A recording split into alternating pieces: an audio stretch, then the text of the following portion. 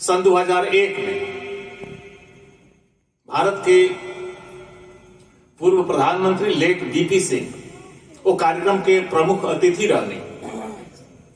वहां का 1.5 घंटा तक अपन मंतव्य व्यक्त कैनी। बाकी वो मंतव्य के शुरुआत वहां के कैनी, अरे भाई तोहनी का मन काहे मरले बड़ा। दुनिया में भोजपुरिया से और केहू जीते वाला नहीं थे। का है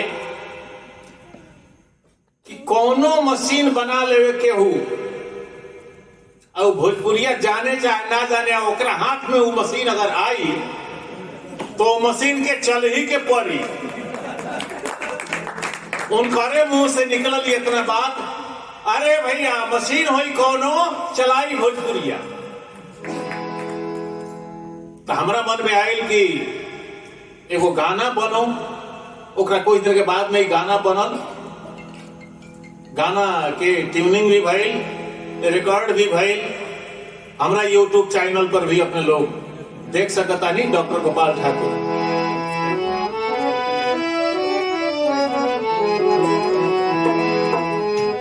पूर्व पश्चिम उत्तर दक्षिण हो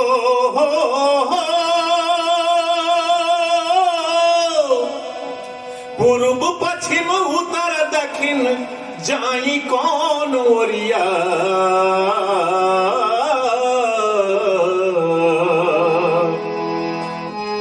पूर्व पश्चिम उत्तर दक्षिण, पूर्व पश्चिम उत्तर दक्षिण जाई कौन ओरिया। मशीन होई कौनो चलाई भोजपुरिया।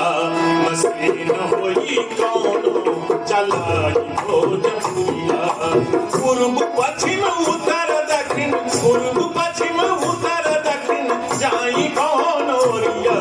मशीन होई कौनो चलाई भोजपुरिया। मशीन होई कौनो चलाई भोजपुरिया।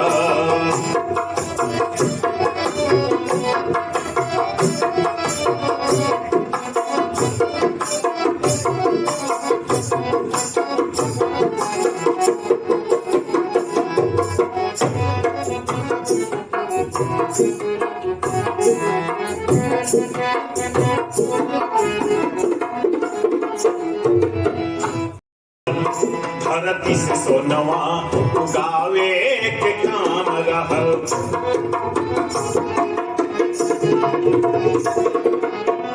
भारत नेपाल एकर जरिया मुकाम रहल। धरती से सोनवा उगावे के काम रहल।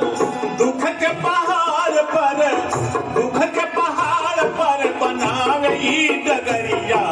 मशीन होई कौनो चलाई भोजपुरिया।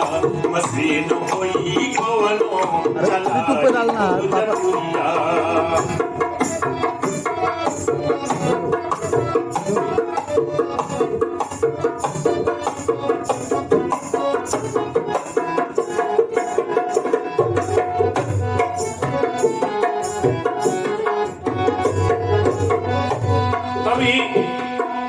भोजपुरिया पहुंचल कहां कहां। अभी नोस्टाल्जिया वाला गीत तो आप लोग बहुत सुननी है, तनिका हमरो से सुनी। फिजी मॉरिशस ट्रिनिडाड चाहे सुरीनाम, जिंदगी के कागज पर अमर कइले नाम।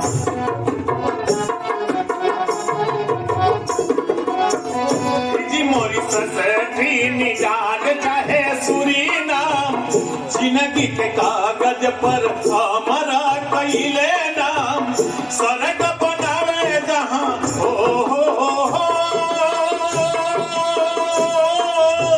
सड़क बनावे जहां, सड़क बनावे जहां डाल ई नजरिया। मशीन होई कौनो चलाई भोजपुरिया। मशीन होई कौनो चलाई भोजपुरिया।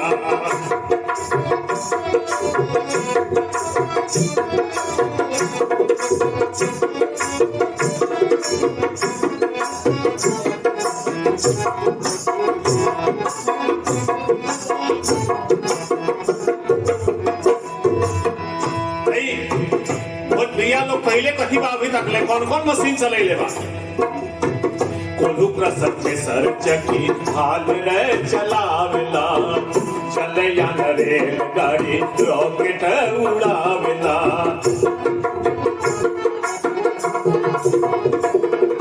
चले या रेल गाड़ी रॉकेट उड़ावेला खोजे नया दुनिया के हो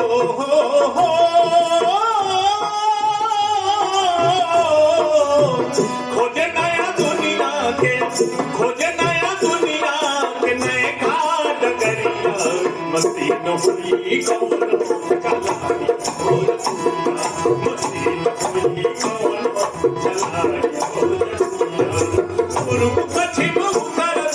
पूर्व पश्चिम उत्तर दक्षिण चाई कौन ओरिया मस्ती न हुई कौन चलाई मस्ती न हुई कौन चलाई